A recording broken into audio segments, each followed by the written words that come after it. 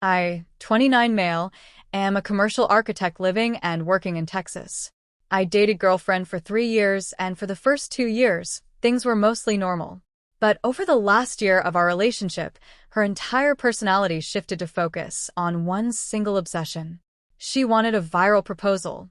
She spent hours every single day scrolling through social media, analyzing other people's engagement rings, critiquing the lighting of their proposal videos, the outfits, the background music, and the reactions. She made it incredibly clear to me that she expected a cinematic, perfectly choreographed moment. It wasn't about getting married anymore. It was about creating content. So, because I loved her, I tried to give her what she wanted. I spent $14,000 on a custom platinum ring.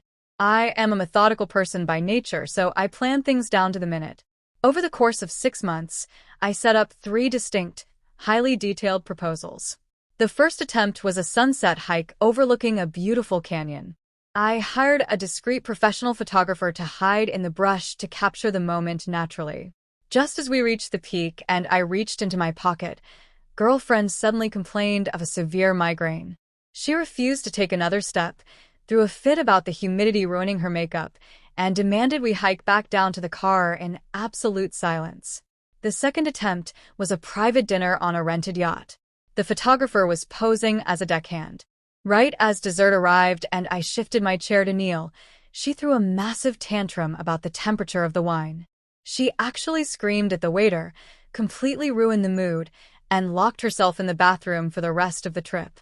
The third attempt was a surprise beach picnic with her friends waiting nearby to pop out and celebrate.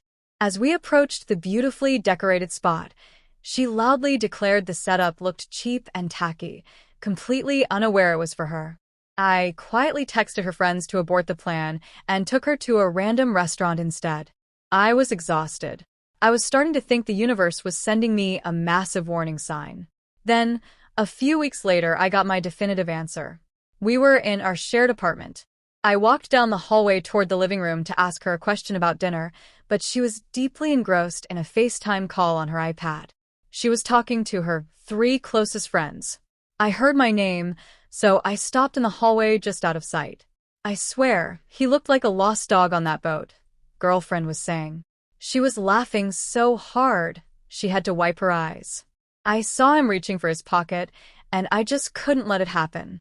The lighting was awful, the boat was swaying too much, and my hair was completely flat from the wind.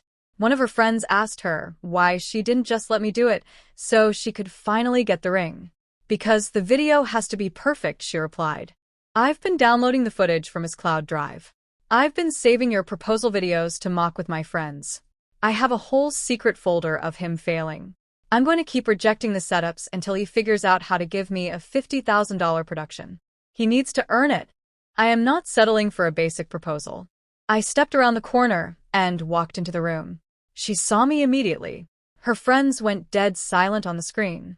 Girlfriend didn't even look embarrassed or apologetic.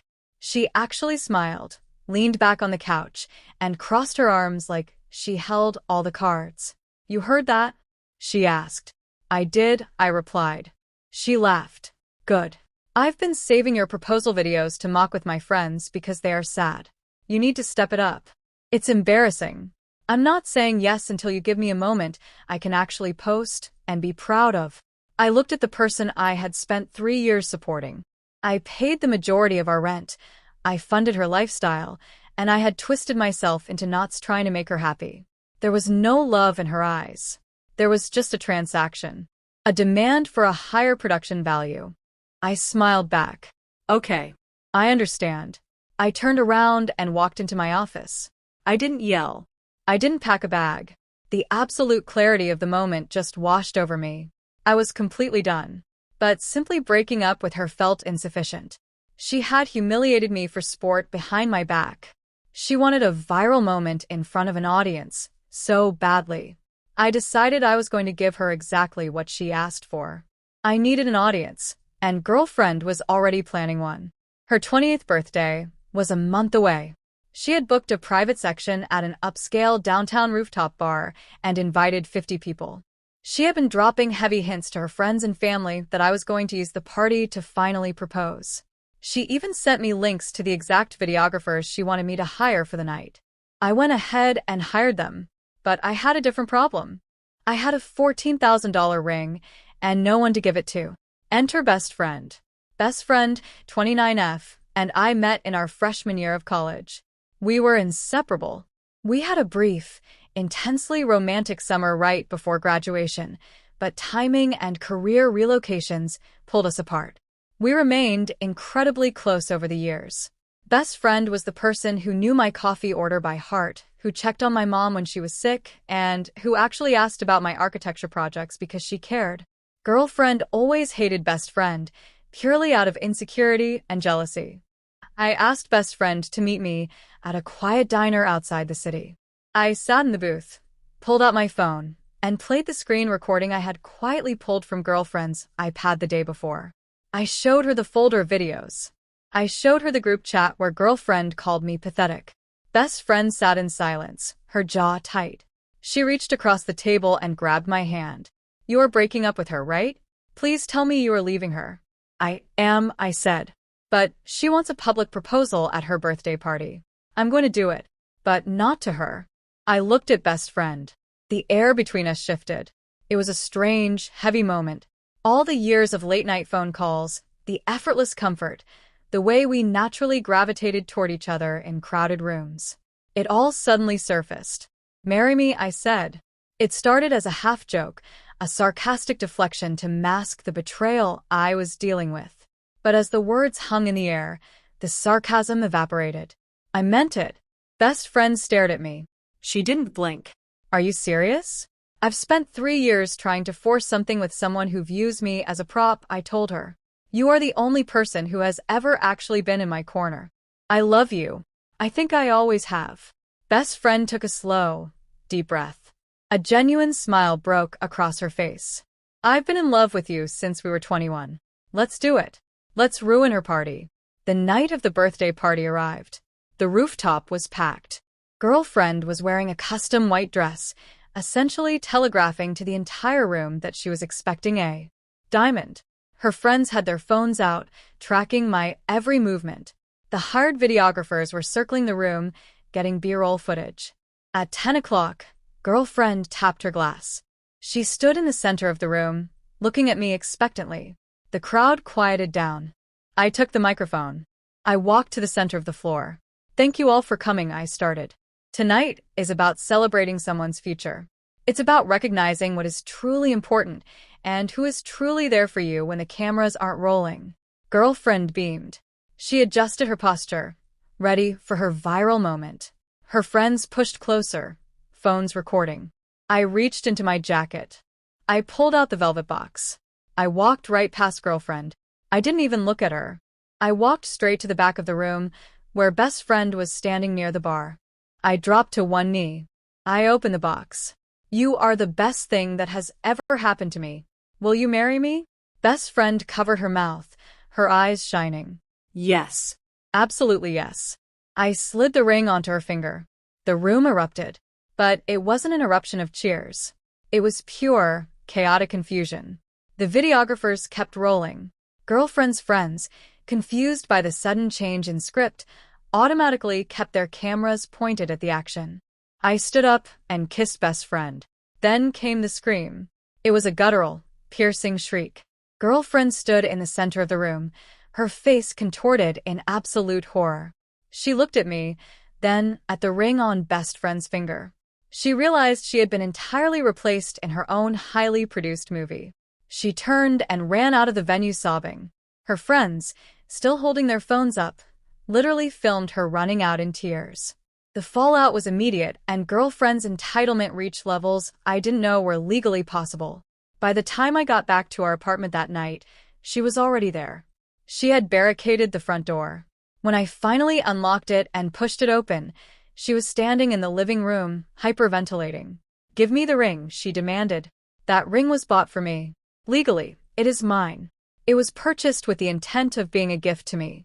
Under Texas law, an engagement ring is a conditional gift, I calmly replied, standing in the doorway. The condition is marriage. We are not getting married. Furthermore, I never actually gave it to you. So, no. It's on my fiancé's finger. I handed her a legally drafted, formal 30-day notice to vacate. I was the sole leaseholder of the apartment. She was simply listed as an authorized occupant. I had already spoken to a property lawyer that morning to make sure my bases were covered. In Texas, terminating a month-to-month tenancy requires a 30-day written notice. She took the paper, ripped it into pieces, and threw it at me. I am not leaving. I will ruin you. I will make sure you never work in this city again.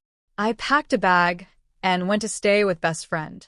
I knew girlfriend was volatile, but I underestimated her willingness to destroy her own life just to spite mine. 2 days later, I received a frantic call from my boss. Girlfriend had showed up at my architectural firm. She completely bypassed reception, walked into the main design floor, and started screaming that I was a monster who had stolen thousands of dollars from her and proposed to my mistress. Security had to drag her out of the building. My boss was furious, but understanding once I explained the situation. The next day, my phone pinged with an alert from my home security system. After I caught her on the iPad mocking me, I had quietly installed a small, motion-activated camera in my home office just in case she tried to snoop through my work files. I opened the live feed on my phone. Girlfriend was in my office. She was holding a golf club.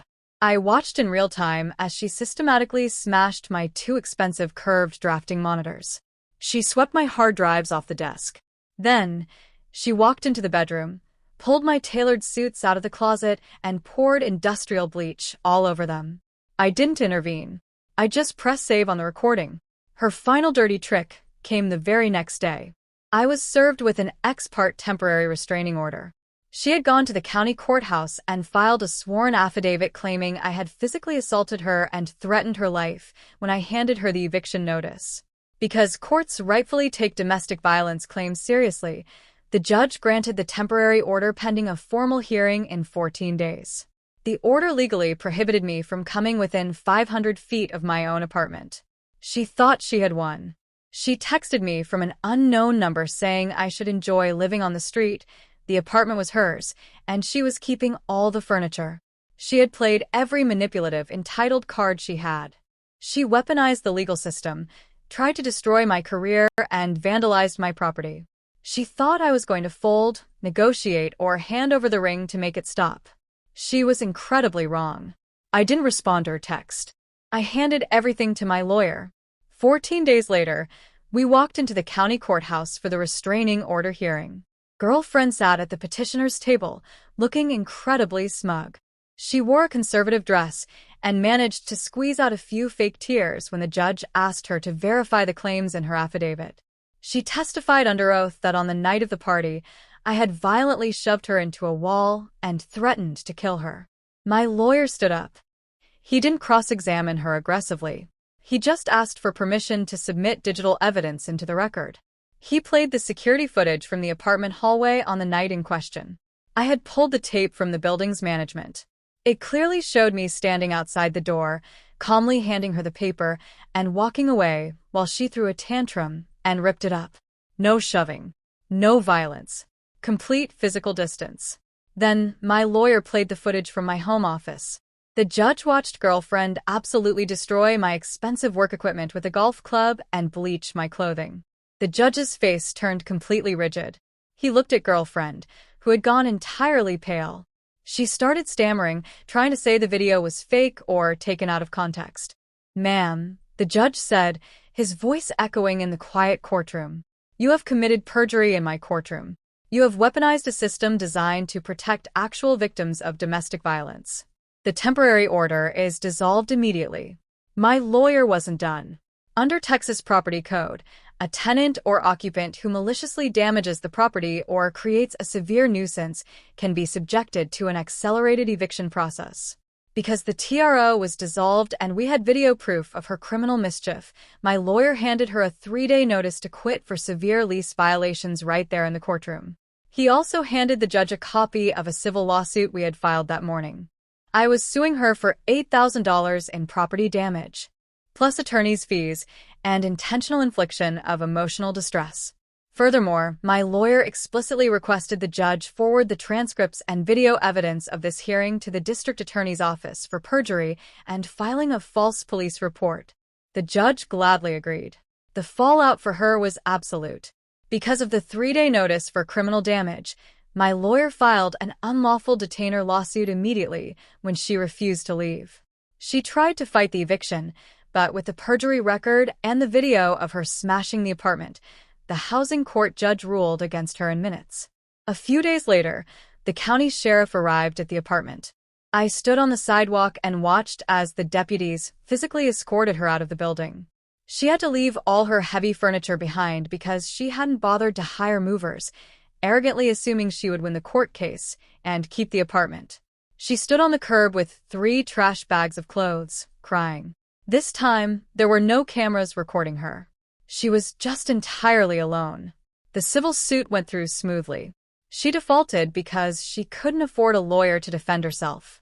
I was awarded a judgment of $12,000. When she refused to pay it, my lawyer filed a writ of garnishment against her employer. That was the final domino to fall. Girlfriend worked in corporate banking, an industry that requires annual background checks and strict ethical compliance. When her HR department received the wage garnishment order, they ran a routine check. They found the pending misdemeanor charges for filing a false police report and the civil judgment against her. They fired her immediately for violating their morality and ethics clause. I never saw her again. I heard through mutual acquaintances that she had to move back in with her parents 3 states away. She is currently working a low-wage retail job, with a significant chunk of her paycheck being legally siphoned off and deposited directly into my bank account to pay off the judgment for the things she destroyed. I rebuilt my home office. Best friend moved in shortly after the mess was cleared out. Our relationship is completely effortless. There are no demands for grand gestures, no secret tests, and definitely no viral videos. We are getting married next spring in a small, private ceremony in the mountains. We aren't hiring a videographer. We don't need to prove our happiness to an audience. Sometimes, the best way to deal with someone who wants to make a massive spectacle out of your life is to step back, let them take the center stage, hand them the microphone, and watch them legally and entirely destroy themselves. If you loved seeing absolute entitlement get completely wrecked by the justice system, hit subscribe because the only thing better than a perfect proposal is a perfectly executed lawsuit.